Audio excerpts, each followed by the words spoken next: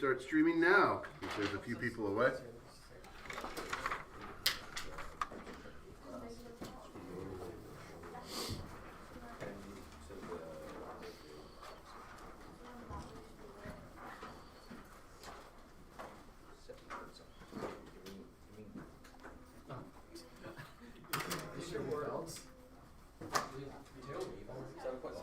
No, it says he's on dormouse. Curse him. Is he your lab partner? Yeah, he is. -7. 7. Should I make him feel guilty? Yeah. Is it 6.5? Yeah. Ooh, that sounds a lot better. -7. Can you get with like a decimal though? Oh, absolutely. Yes. Yeah. Have you done logarithms? No, well, yeah, no. I mean, Yeah, it's some pH. percent. Oh yeah. Yeah. 7.5, 6.3, 6.3, 142. Your lab partner is sad that you're not here. He's probably going to get a lower grade along with you. Who's that for? Theo.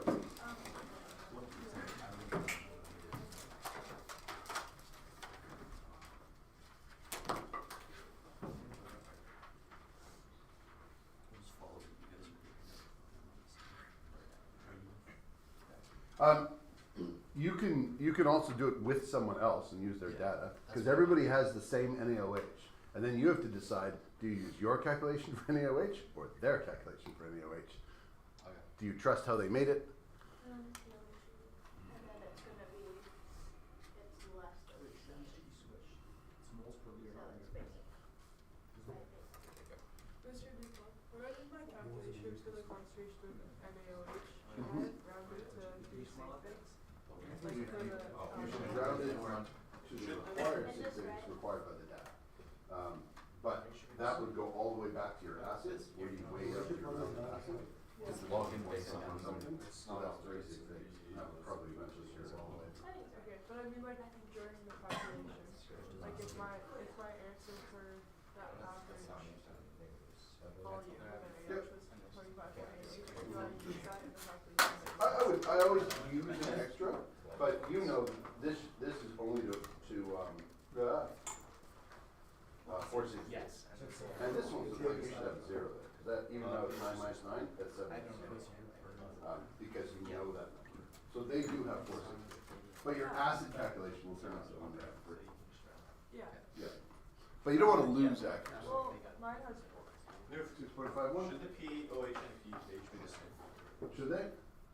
Skill testing question. Now that you've discovered the pH is 6.5, roughly, is it an acidic or basic solution? It's acidic.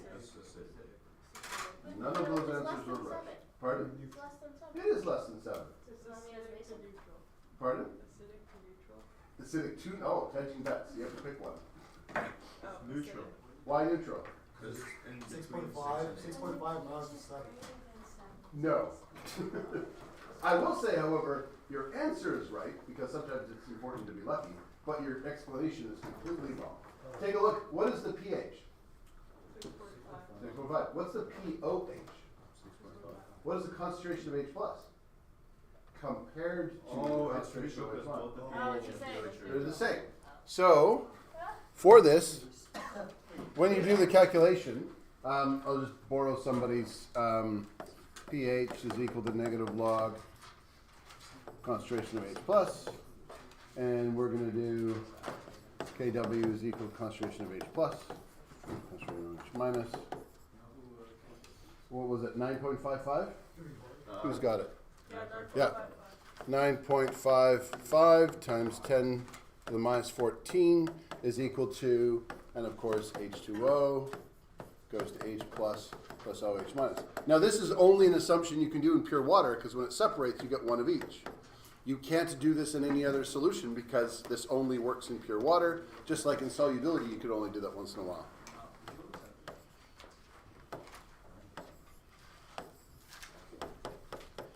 And X was equal to 3.08, 9 times 10 to the minus. Perfect. Yep. How are we supposed to know the W at different temperatures? Oh, I secretly gave it to you knowing I'd ask you this question. No, like, I know that, but are we like on a test then? No, I'd have to give it to you. I'd have to give you the table and the text. Oh. The only one you're expected to remember is this one. And I even had an argument last day, I think it was with Matt, saying that, oh, it's actually 1.008. Was that you? It really is 1.008 at 25 degrees. But in Chemistry 12 in the province of British Columbia, they made it 1.00 to make your math easier, so you don't have to worry about that 0.01. That's why I had it there, and then I erased it. There's a faint blue. So this is the only one you have to memorize. And if the question doesn't tell you anything about temperature, you can assume it's 25 degrees. But if it tells you a temperature, then you cannot make that assumption anymore. So when we take the negative log of 3.09 times 10 to the minus 7, we get 6.51, which is equal to the pH, which is also equal to the pOH, because they're both the same number. And because they're equal,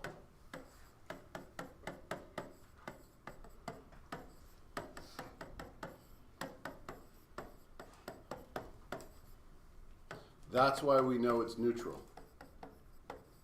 So the pH can be less than 7 at temperatures other than 25 degrees Celsius.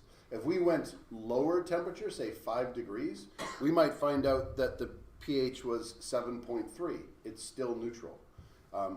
Temperature is the only thing that can move the equilibrium value, and the kW is an equilibrium value. That's what tells us where the midpoint is. So 25 degrees is picked because it's room temperature, and it just so happens to be 7 as a negative log. We're just lucky it works out that way. I rather suspect that we're not so much lucky as someone picked 25 degrees, because I think room temperature is often standardly defined in science as 20 degrees. And I think it's odd they upped it by 5, probably just to make the math a little easier.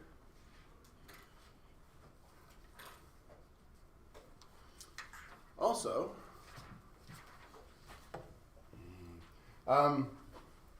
what is that pH to more significant figures? Was it 6.5, 6.09, 6.513? 6.5109. Okay. Then we would actually, given this a value, how many significant figures does that have? That has 3 sig figs. And so we would make this equal to 3 sig figs. So it would be 6.511. 3 sig figs. You have the correct reaction. Well done. The reason being is when you take a logarithm, you fundamentally change the placement of the numbers. So just to show you that, if I have 1.00 times 10 to the minus 8, what is that as a pH? Eight. Yeah, it's not your question. Where did that 8 come from? Exponent. So that 8 came from there. When we counted sig figs, did we include that number? No. No. This is not part of your sig figs. This is your sig figs. In this number, the only part that this goes before the decimal place, and maybe if I color code this in red, that would make more sense. All of these numbers just affect the decimal place. So if it's 3 sig figs, and it would be like this, we would say it's 8000. These are 3 sig figs, and this is just the exponent. So because it was 3.09 times 10 to the minus 7, you knew it was going to be around 7. But because it was 3.09, we know it's not going to be exactly 7. That's going to change it slightly. And that change, how far you go, the sig figs are to the right of the decimal place, only for logarithms. I do this as a separate lesson later on, but I want to tell you now so that you start seeing that relationship, and when you're giving your answers, you can start using that. And so when we count significant figures, we would never count this times 10 to the minus 8. That just tells us where the decimal goes. In the same way, then, we won't count this 8. So anything before the decimal in a logarithm doesn't count for sig figs. Anything after the decimal does. Does that make sense?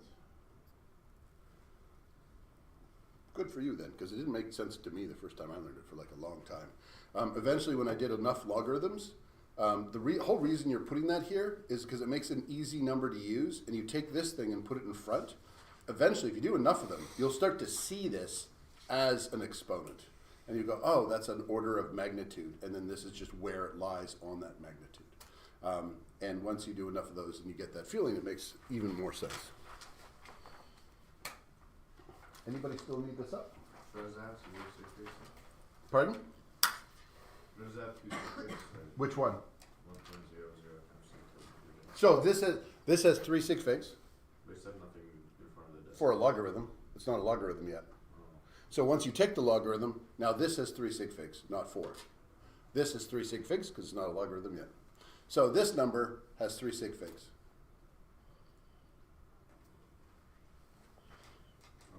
Anybody else? This is just to get you to notice a trend and start calculating. This should be fairly easy to go from here to here. If you have 1.0 times 10 to the 0, what's the pH? 0. If you have 1.0 times 10 to the minus 1? 1. Now, if you have 1.0 times 10 to the minus 1, what is the concentration of OH?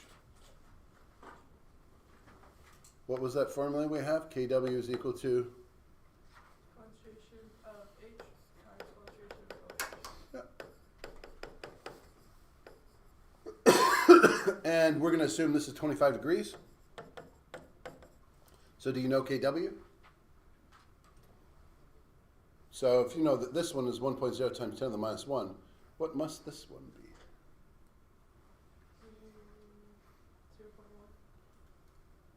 That was what that is. But what's KW?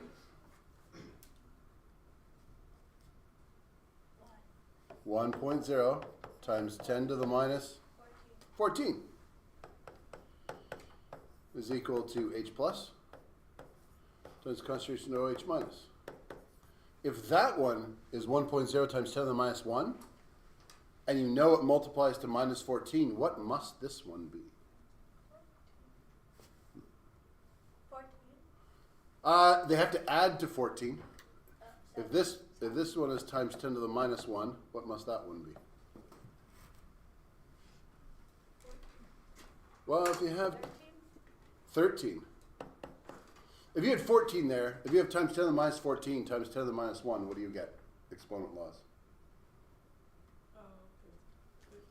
No, negative. No. Maybe I'll do exponent laws down here just very, very quickly.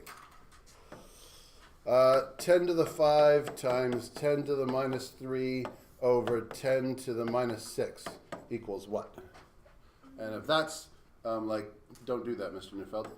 10 to the 5 times 10 to the 2 equals what?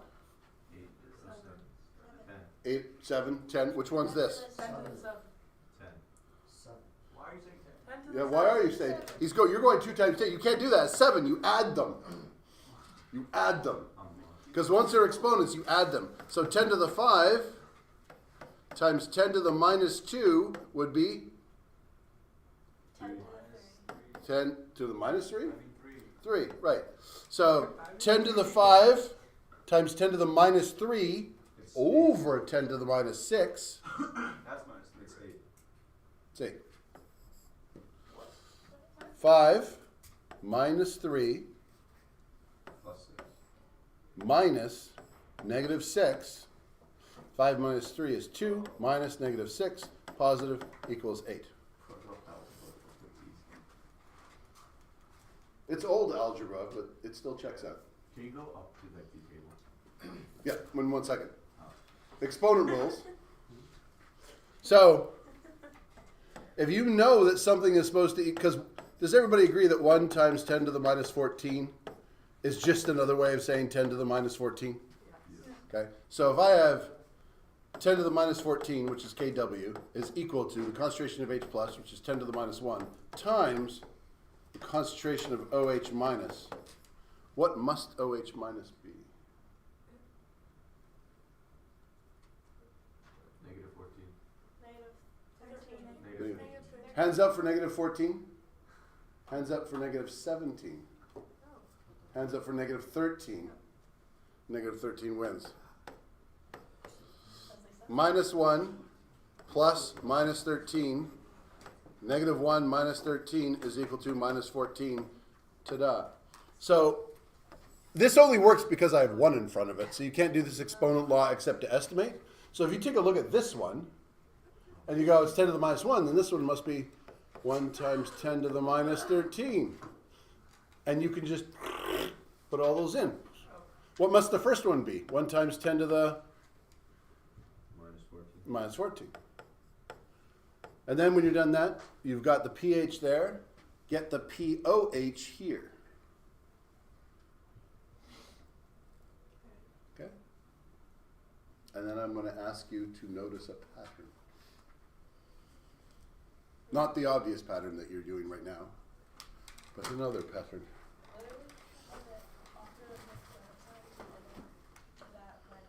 Oh.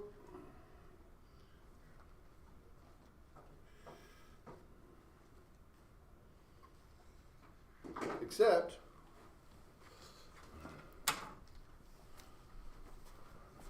drop your linen, come out to the lab. Grab my linen. Drop your lid. Yeah, Really close. that means get to work. You're messing around, folding clothes. I was like, oh, I- We gotta get out of the lab, put on your goggles, put on your thing. You starting part 3 right now? In your lab book, all the equipment's out there. I still have it labeled. Today you know how to do titrations. If you're confused at all after having read it, come and see me. Try this out. I still have the old one set up. You can see how to set it up. There's actually one thing. Okay, write down the numbers again. I read the last one. Did. Okay, I read the last two. It didn't seem that hard. I think it's the exact same thing. Yeah. Caleb, the solids are moving by. Make sure you note which one you get. There's A and B. And goggles.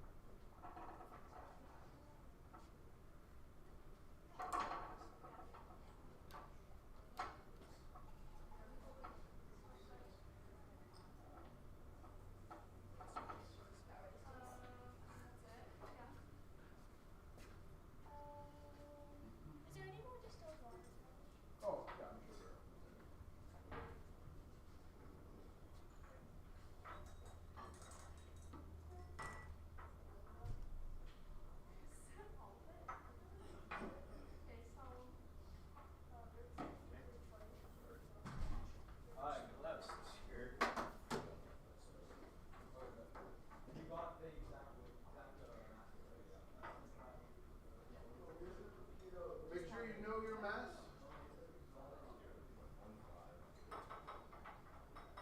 And once you pick a solid, do not switch your unknown. Stick with A or B. This.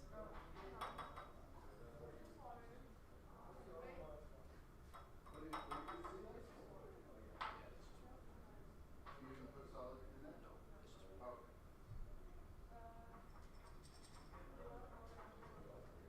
just okay.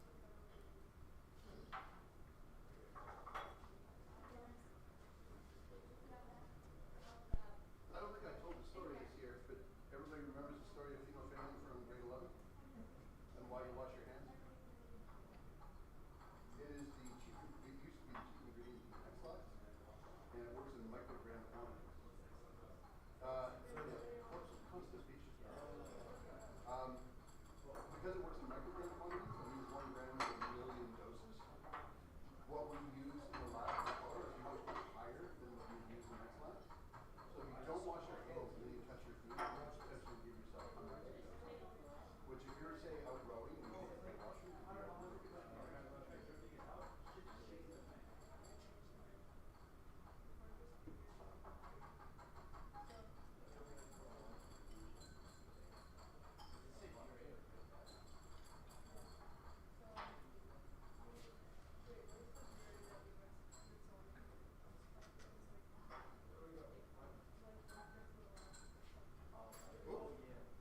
Does that have the solid in it? Yeah.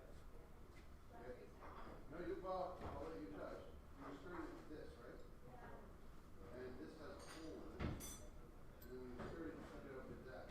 All that liquid has some of it. If you could, you haven't done the titration yet, so if you quickly reweigh it out, you probably get a good one. Also, you get it into an early line, you won't splash when you titrate.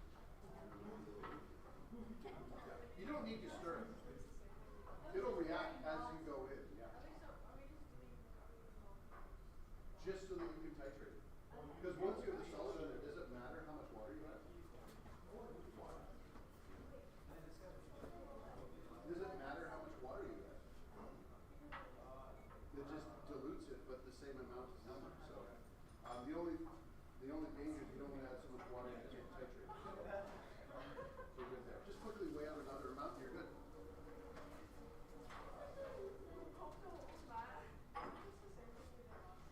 You just have a different acid though. Now you want to, now is that your unknown? Have you filled that up with NaOH, done the rinsing process, got it all ready to go, recorded the amount, put some out so that there's no air bubbles in it? We want to get that all set up before you get that.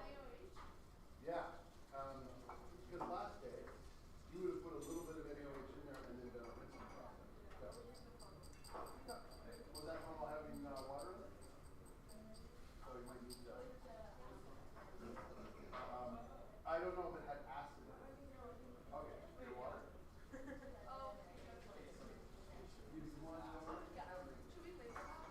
want to think about contamination while you're in this lab, but if you're removing any of the solid, those are the main sources of human matter.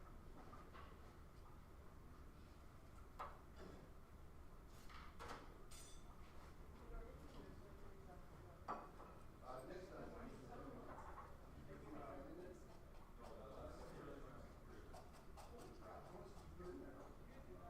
That's just water. That much, you roll it around. In that you might need more base later. You want more base.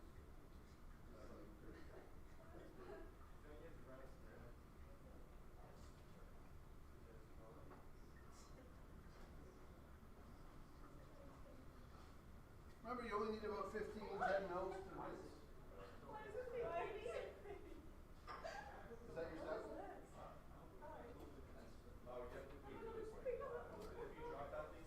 Is that your sample down there? Like, is that the way you titrate?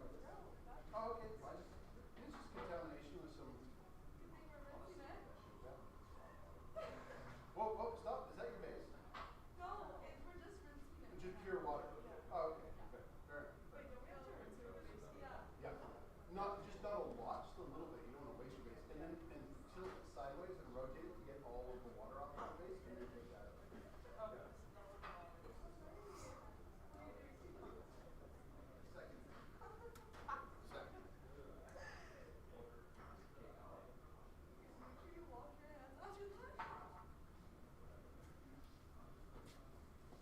and I should probably shut down the live stream because we're now doing the lab.